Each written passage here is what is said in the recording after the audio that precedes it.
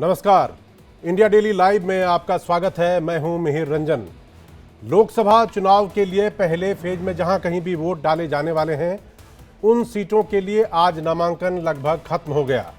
लेकिन विपक्षी खेमे में कंफ्यूजन खत्म होने का नाम नहीं ले रहा है। क्या यूपी, क्या बिहार, क्या महाराष्ट्र, हर जगह कई सीटों पर गठबंधन की सहयोगी पार्टियों के बीच आपस में खींचतान खत्म होने का नाम नहीं ले रही है। लेकिन सबसे दिलचस्प है यूपी का मामला। वहां पर समाजवादी पार्टी के अंदर गजब की लड़ाई चल रही है। मुरादाबाद और रामपुर सीट पर पार्टी की तरफ से दो दो उम्मीदवार कुछ देर पहले तक मैदान में थे, नॉमिनेशन कर चुके थे।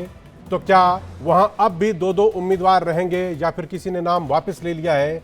ये अभी इस शो में हम आपको बताने वाले हैं और समझाएंगे कि आखिर क्यों मुस्लिम बहुल इन सीटों पर आजम खान अखिलेश यादव को टेंशन दे रहे हैं। बिहार के मामले ने अब से कुछ देर पहले एक अलग ही टर्न ले लिया है। आरजेडी ने साफ कर दिया है कि बीमा भारती पूर्णिया से उनके उम्मीदवार होंगी।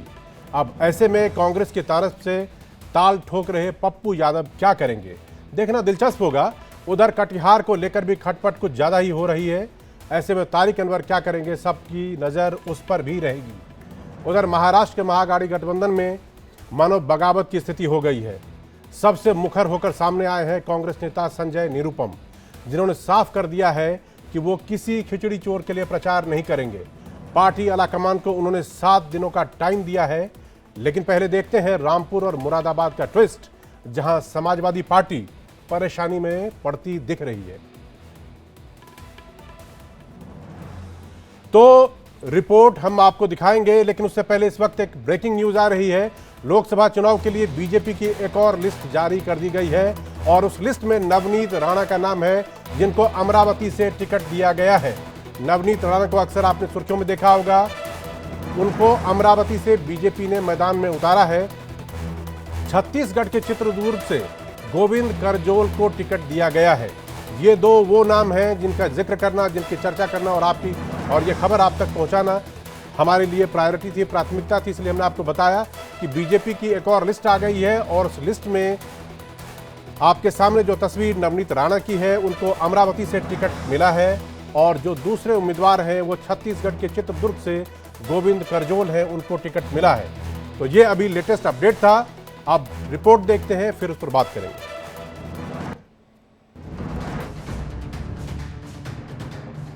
आज यूपी के 2 लोकसभा सीटों पर पूरे देश की नजर गड़ गई है। यूपी को दिल्ली की गद्दी का रास्ता माना जाता है। ऐसे में पश्चिमी उत्तर प्रदेश की 2 लोकसभा सीटों मुरादाबाद और रामपुर ने सियासी घमासान मचा दी। इन दोनों सीटों पर समाजवादी पार्टी के उम्मीदवारों ने ऐसी चाल चली कि सपा सुप्रीमो अखिलेश यादव ने आनन फानन में बैठक कर ये ऐलान कर दिया कि पार्टी की बात नहीं मानने वाले उम्मीदवारों पर कार्रवाई की जाएगी। अब सवाल ये उठता है कि आखिर समाजवादी पार्टी के उम्मीदवारों ने अपनी पार्टी के लाइन के खिलाफ ये खेल क्यों किया? इस खेल के पीछे किसका दिमाग था? इन दोनों ही बातों को समझना बेहद जरूरी है, क्योंकि उत्तर प्रदेश की राजनीति ये तय करती है कि दिल्ली का ताज किसके सिर सजेगा। इस खेल की असली बिसात जेल में बिछाई गई है। दरअसल सीतापुर जेल में बंद सपा के दिग्गज नेता आजम खान गेम के मास्टरमाइंड हैं। आजम खान ने ऐसा चक्रव्यूह रचा कि अखिलेश यादव का माथा पसीना पसीना हो गया। आजम खान ने इस खेल को एक चिट्ठी के जरिए खेला। जेल में बंद आजम खान ने एक चिट्ठी अखिलेश यादव के नाम लिखी। इस चिट्ठी में अखिलेश यादव को कहा गया कि वो रामपुर सीट से स्वयं लड़ें। अखिलेश के अलावा कोई दूसरा उम्मीदवार उन्हें स्वीकार नहीं। अगर अखिलेश यादव चुनाव नहीं लड़ते हैं तो वो चुनाव का बहिष्कार कर देंगे। को क्या मिला है ये फैसला तो नॉमिनेशन प्रोसेस पूरा हो जाएगा 30 मार्च को, उसके बाद पता चलेगा। जनता समाजवादी के साथ खड़ी हुई है, आजम खान साहब के साथ खड़ी हुई है। इसके अलावा कुछ सोचने की जरूरत ही नहीं है। रामपुर का तार मुरादाबाद से भी जुड़ा हुआ है। मुरादाबाद में समाजवादी पार्टी के 2 उम्मीदवारों ने नामांकन दाखिल कर दिया है। एक उम्मीदवार एसटी हसन ने कल नामांकन दाखिल किया और दूसरी उम्मीदवार रुचि वीरा ने अपना नामांकन भरा। 2 उम्मीदवार ने टिकट मिलने का दावा कर सियासी घमासान मचा दिया। चुनाव लड़ेगी या वापस लेगी? वापस लेने के लिए थोड़ी मैं धन्यवाद करना चाहती हूँ अपने राष्ट्रीय नेताओं का, और गठबंधन से मैं प्रत्याशी हूँ समाजवादी पार्टी की तरफ से, और पूरे दल बल के साथ जोश उत्साह के साथ से सहयोग की, और आप लोग सब लोग मेरी मदद करेंगे, ये उम्मीद करें। देखिए, 2 दिन संभल के लिए जैसा मुझे पता चला है वो दिए जाते हैं, जब वो अधिकृत प्रत्याशी हैं, और जाहिर है इस वक्त तो उन्होंने राष्ट्रीय अध्यक्ष जी का लेटर भी जमा करा होगा, तो मुझे इसमें कोई आपत्ति नहीं है। पार्टी है, पार्टी के मालिक हैं, जिसको चाहे ना आए, जिसको चाहे ना आए। अब आप सोच रहे होंगे कि आखिर इन दोनों की तार रामपुर से कैसे जुड़ी हुई है। दरअसल रुचि वीरा को आजम खान का बहुत करीबी माना जाता है, और जेल में बंद आजम खान ये चाहते हैं कि मुरादाबाद सीट रुचि वीरा को दी जाए, क्योंकि ये सेफ सीट है। 2019 में एसटी हसन ने यहां से जीत हासिल की थी। हालांकि 2014 में वो बीजेपी के सर्वेश सिंह से हार गए थे।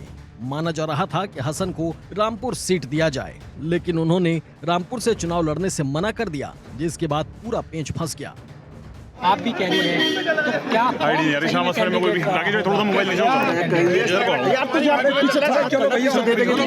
ये तो नहीं, अभी समय आएगा और वो मेरे प्रतिद्वंदी नहीं, मेरे भाई। आपको यहाँ ये बताना जरूरी है कि एक तरफ जहाँ रामपुर आजम खान का गढ़ माना जाता है, तो वहीं मुरादाबाद पर और उसके आसपास के क्षेत्रों पर आजम का असर रहता है। आजम खान नहीं चाहते हैं कि कोई ऐसा नेता रामपुर से खड़ा हो जिसकी वजह से उनका कद छोटा हो जाए। रामपुर में भी समाजवादी पार्टी के 2 उम्मीदवारों के नाम सामने आए हैं। पहला नाम है मौलाना मोहिबुल्लाह नदवी, और दूसरा नाम है रामपुर के सपा के जिलाध्यक्ष असीम रजा का। असीम रजा आजम खान के करीबी हैं। 2019 के लोकसभा चुनाव की बात करें तो रामपुर से समाजवादी पार्टी के आजम खान ने जीत हासिल की थी। हालांकि 2022 में यूपी विधानसभा चुनाव में जीत के बाद आजम खान ने सांसद पद से इस्तीफा दे दिया था, और फिर कराए गए उपचुनाव में बीजेपी ने यहां पर भी कब्जा जमा लिया। बीजेपी ने एक बार फिर 2024 के चुनाव में घनश्याम सिंह लोधी को मैदान में उतारा है, तो वहीं मुरादाबाद से एसटी हसन ने बीजेपी के सर्वेश सिंह को हराकर जीत का परचम लहराया था। Bureau report, India Daily live. Samajwadi party की इस राजनीति का बीजेपी को कितना फायदा या क्या नुकसान होने वाला है, इस पर हम बात करेंगे। और बात करने के लिए हमारे साथ स्टूडियो में वरिष्ठ पत्रकार रामकृपाल सिंह जी हैं। सर, आपका बहुत बहुत स्वागत है इंडिया डेली लाइव में। तो उनसे हम चर्चा करेंगे। उससे पहले बिहार की तरफ बढ़ते हैं। वहां पर कांग्रेस और आरजेडी के बीच सीटों को लेकर सुलह होती दिख नहीं रही है। थोड़ी देर पहले बीमा भारती को पूर्णिया सीट के लिए आरजेडी की तरफ से सिंबल मिल गया है, यानी पप्पू यादव जो अब तक पूर्णिया सीट से अपनी दावेदारी ठोक रहे थे, वो या तो पीछे हट जाए क्योंकि कांग्रेस के उम्मीदवार हैं, या फिर अपनी सहयोगी दल की उम्मीदवार बीमा भारती के खिलाफ मैदान में उतरें। पप्पू यादव के पास इन्हीं ऑप्शंस में से किसी एक ऑप्शन को चूज करना होगा। लेकिन अब तक जो रुख उन्होंने अपनाया हुआ था उससे यह था कि पूर्णिया उनके लिए नाक की लड़ाई है और वो उसे किसी भी हालत में छोड़ेंगे नहीं। तो पहले ये रिपोर्ट देखिए, फिर समझाते हैं इसके मायने। बिल्कुल, पूर्णिया से हमको माननीय राष्ट्रीय अध्यक्ष लालू प्रसाद जी, तेजस्वी जी और राजमाता का आशीर्वाद मिल चुका है। और पूर्णिया में जो एक महिला अति पिछड़ा को टिकट देने का काम किया, सम्मान देने का काम किया हमारे नेता ने, और उनके भरोसा पर हम लोग पूर्णिया से हमारे माननीय लालू प्रसाद जी के आशीर्वाद से पूर्णिया से भारी महत्व से पूर्णिया की जनता ने मुझे जिता करके लोकसभा भेजने का काम किया। महागठबंधन टूट गया पूर्णिया में? नहीं, साथ है, सभी साथ है। कांग्रेस, कम्युनिस्ट, राजद, वाम दल, माले सभी साथ है। आशीर्वाद और इससे बड़ी जीत क्या हो सकती है? मेरे लिए यही काफ़ी है। मैंने पहले भी कहा था, फिर मैं कह रहा हूँ, दुनिया की जितनी ताकत हो सब एक तरफ, मेरी ज़िंदगी के लिए पूर्णिया एक तरफ। जी सर, वो नेतृत्व को तय करना है। ना मैं 3 में हूँ, ना 13 में हूँ। मैं पूर्णिया अपने घर में हूँ, पर्व के बीच हूँ। हमेशा बच्चे माँ के बीच रहता है पर्व में, इसीलिए मैं अपनों के बीच हूँ। निर्णय किसी और को लेना है, मेरा लक्ष्य पूर्णिया है। तो बिहार में पेच सिर्फ पूर्णिया सीट को लेकर नहीं है, बल्कि कटिहार, जहां से तारिक अनवर कांग्रेस के उम्मीदवार हो सकते हैं, वहां पर भी कुछ खेल चल रहा है। बिहार महागठबंधन के सीट शेयरिंग को लेकर जो घमासान जारी है, उस पर वैभव परमार जो हमारे संवाददाता है, उन्होंने तारिक अनवर से बातचीत की। पहले वो बातचीत देखते, फिर आगे चर्चा करेंगे। चुनाव की तैयारियों में तमाम पार्टियां जुट गई हैं। सीट फॉर्मूले पर जो सहमति है, असहमति है, उसकी तस्वीरें भी देश भर के अलग अलग राज्यों से सामने आ रही है। हमारे साथ कांग्रेस के वरिष्ठ नेता तारिक अनवर जी हैं। सर, इंडिया डेली लाइव पे स्वागत है आपका। धन्यवाद सर। अभी आरजेडी और कांग्रेस की बैठक कल भी दिल्ली में हुई, आज फिर एक बैठक होना है। सीईसी की 6 बजे बैठक है। क्या कुछ लग रहा है आपको कि बिहार में सीट फॉर्मूला किस तरीके से तय किया जा रहा है, या सीटों पर सहमति बन चुकी है? देखिए, ऐसा है कि जब गठबंधन में का या अलायंस का जब कोई फैसला होता है, निर्णय लिया जाता है, तो अंडरस्टैंडिंग बनाई जाती है। कोशिश होती है कि दोनों पक्ष, या जिसमें 3 पक्ष है तो तीनों पक्ष की सहमति हो। और जहाँ तक इंडिया गठबंधन का सवाल है, बिहार में हमारे कांग्रेस के अलावा आरजेडी और वामपंथी मोर्चा भी है, तो सबको विश्वास में लेना है, तो उसके लिए तो बैठकें होंगी। और होता ही यह है कि जब भी गठबंधन कोई बनता है, तो उसमें जितनी भी पार्टियां होती हैं, उनकी कोशिश ये होती है कि हमको अधिक से अधिक उसमें हिस्सेदारी मिले। लेकिन होता वही है जो ज़मीन पर दिखाई पड़ता है, यानी जिसके जीतने की संभावना ज़्यादा हो, जिसका संगठन मजबूत हो, उसको वो सीट दी जाती है। तो अभी तक से जो बातचीत हुई है, उसमें काफ़ी हद तक समझौता हो चुका है, बातचीत हो चुकी है। अब उसका औपचारिक घोषणा होना बाकी है, तो वो आज भी हो सकता है, कल भी हो सकता है। राजद जो है वो लगातार अपने सिंबल जो है बांट रही है। अभी तक फॉर्मूला तय नहीं हुआ है, नाम सामने नहीं आए। अशफाक करीम का नाम कटिहार से सामने आ रहा है कि राजद उन्हें उतारना चाहती है, बल्कि कांग्रेस का जोर आपके नाम पर है। जाहिर है, देखिए, वहाँ कांग्रेस की ट्रेडिशनल सीट रही है, और 5 बार तो मैं स्वयं वहाँ से जीता हूँ। पिछली बार हमको 5 लाख से ज़्यादा वोट वहाँ आया था, तो वहाँ 2 हमारे कांग्रेस के विधायक हैं, तो उस हालत में किसी भी तरह वो कांग्रेस की सीट बनती है। तारिक अनवर जी हमारे साथ बातचीत कर रहे थे, और उनका कहना है कि जिस तरीके के कयास लगाए जा रहे हैं कि हम जन स्वराज पार्टी में जा रहे हैं, वो सब बेबुनियाद हैं, और हम कांग्रेस में रहकर ही इंडिया अलायंस के साथ ही एक बड़ी जिद इस चुनाव में दर्ज करने जा रहे हैं। वीडियो जर्नलिस्ट अशोक जी के साथ Vaibhav Parmar, India Daily Live, Delhi. तो आपने देख लिया कि यूपी से लेकर बिहार में किस तरह की सियासी रस्साकसी चल रही है। हमारे साथ रामकृपाल जी मौजूद हैं। मैं बिहार से पहले सर आपसे यूपी के बारे में सवाल करना चाहूँगा, और सवाल बिल्कुल सीधा है। रामपुर और ये जो मुरादनगर और उसके आसपास की जो मुरादाबाद वाली जो जगह है, ये मुस्लिम डोमिनेटेड है, और यहाँ पर आज़म खान का इफेक्ट, उनका प्रभाव काफ़ी लंबे अरसे से है। ऐसे में आज दिन भर से जो गतिविधि सामने आई, क्या इसे साफ साफ ये ना कहे कि आज़म खान अखिलेश यादव की आर्म ट्विस्टिंग कर रहे हैं? निश्चित रूप से। देखिए, पूरे इंडिया अलायंस में अगर मैं कहूँ, तो जो जहाँ भी ताकतवर है, वो अपने दूसरे सहयोगी की बाह मरोड़ रहा है। आज़म खान जिस तरह के व्यक्ति हैं, और पिछला बाई इलेक्शन जैसे वहाँ पे बीजेपी जीत गई थी, उसके बाद से उनको खुद इस बात का काफ़ी वो है। तो वो पहले तो ये भी अफवाह आ रही थी कि वो खुद वो कह रहे थे कि अखिलेश जी ही वहाँ से चुनाव लड़ें, जैसे अब पता नहीं कि तरह तरह के अफवाहें। सर, उन्होंने एक चिट्ठी भी लिखी थी, आजम खान साहब के नाम से एक चिट्ठी आई, जिसमें उन्होंने कहा कि रामपुर सीट से अखिलेश यादव जी को चुनाव लड़ना चाहिए, और अगर अखिलेश यादव चुनाव नहीं लड़ते हैं तो हम इस चुनाव का बहिष्कार करेंगे। और जो जिला स्तर के नेता और बाकी नेता थे, वो खुलकर कल रात आए थे, और उन्होंने इस बारे में मीडिया को, पत्रकारों को जानकारी दी थी। तो ये मैं कह रहा हूँ कि देखिए, कहाँ तो ये था कि इंडिया अलायंस बनेगा। अब आप देखिए पेज कहाँ फंसा हुआ है। खुद समाजवादी पार्टी 2 तरह की, एक तो समाजवादी पार्टी और कांग्रेस। समाजवादी पार्टी ने कांग्रेस को जो जो सीटें दी हैं, आप खुद समझ सकते हैं कि उसमें कांग्रेस मतलब है असंतुष्ट, कुछ कह नहीं पा रही है। अब समाजवादी पार्टी के इनर फाइट भी है जो आप कह रहे थे कि बिल्कुल ये करना चाहते हैं, तो ये इंडिया अलायंस हर जगह गहरे संकट से गुजर रहा है। अब बिहार में देखिए, जैसे अभी तारिक भाई कह रहे थे, बिहार में क्या है, मैं एक बात बताऊं आपको, जितनी क्षेत्रीय पार्टियां हैं, रीजनल पार्टियों को ये समझ में आ गया है कि 4 जून को वो सत्ता पे काबिज नहीं होने जा रहे हैं, सत्ता परिवर्तन नहीं होगा, इसलिए इस पार्लियामेंट इलेक्शन में वो आने वाली विधानसभा चुनाव के समीकरण को अपना देख रहे हैं कि कैसे कोई ऐसा निर्णय नहीं करना चाहते, कांग्रेस को कोई स्पेस नहीं देना चाहता, ताकि आगे चल करके अभी कुछ दिन के बाद, कुछ सालों के बाद, 1-1.5 साल में जब विधानसभा के चुनाव होंगे तो उनके लिए मुश्किलें आएँ। देखिए लालू यादव क्या है, बिहार में वो किसी भी कीमत पर नहीं चाहते कि कन्हैया कुमार या चिराग पासवान या कोई ऐसा नेता उभरे बिहार की राजनीति में जहां तेजस्वी के लिए खतरा बने। अब आप देखिए, जिस सीट को लेकर के सब कुछ हो रहा था, वो पूर्णिया की सीट पर उन्होंने कर दिया, पहले से तय था। अब कुछ भी कहते रहिए, ऐसे तारिक जी हैं, तारिक जी की सीट पर जिस तरह से, अब मुझे नहीं लगता कि आगे चल करके क्या होगा।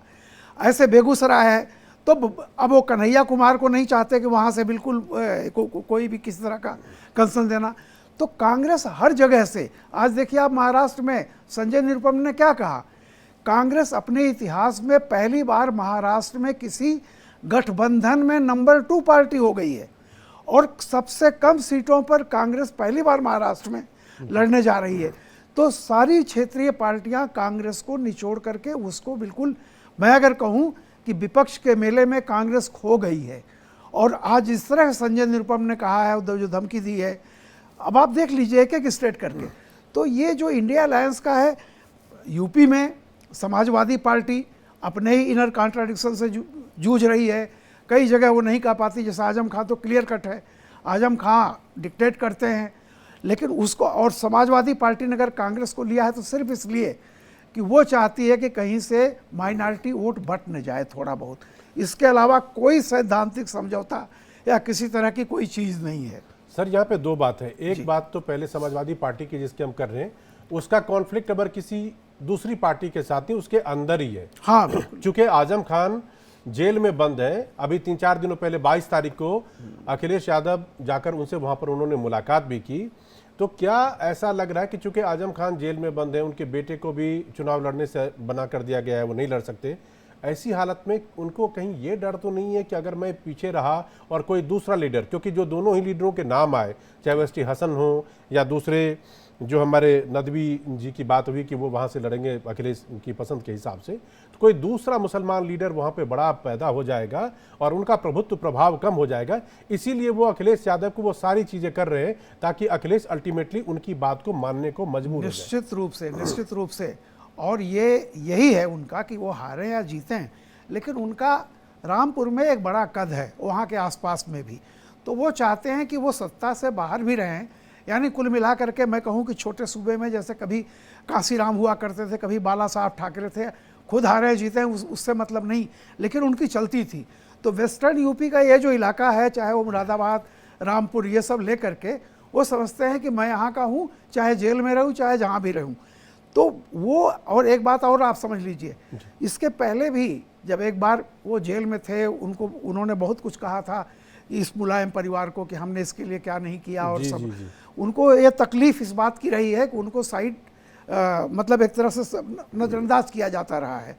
अब वो जब इस स्थिति में है कि वो चुनाव नहीं लड़ सकते, तो पूरी कोशिश वो कर रहे हैं कि यहाँ पर जो भी आए वो उनकी सहमत से आए, वो जिसको कहेंगे उसी को टिकट मिले, सारी चीज़ें हैं। अब ये देखना ये है कि किस हद तक ये बात बन पाती है, कहाँ तक होता है।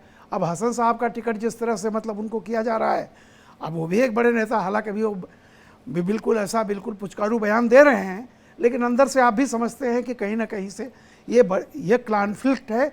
और यही मैं कह रहा हूँ, लेकिन वहाँ तो सर साफ है कि अगर रुचि वीरा को फाइनल हो गया कि वो लड़ेंगे और हसन का टिकट कट गया, तो दैट मीन्स कि आजम खान की चली ना कि अखिलेश यादव की पहली पसंद।